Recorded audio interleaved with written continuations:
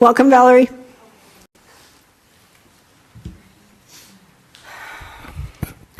So I'm here to talk about the library materials policy.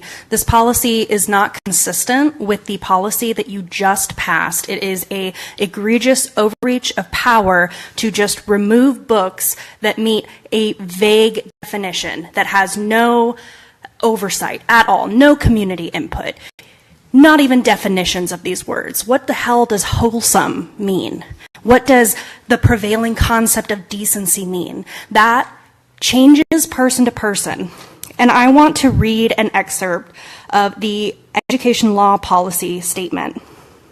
Board policies, including library book policies, are unlawful if they are deemed impermissibly vague or arbitrary or capricious. Vague language and overbroad prohibitions may be challenged as having a chilling effect on book choices and speech protected by the First Amendment.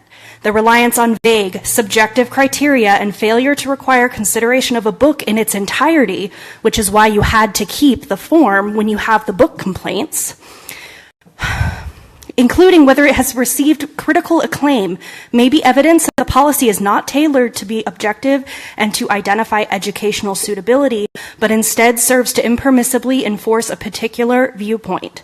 Moreover, focusing on specific words or passages under the guise of protecting students from ideas or information ignores the educational or literary merit of books in their entirety and impermissibly permits school board members to impose their viewpoint and idea of what should be orthodox on materials available to students in school libraries.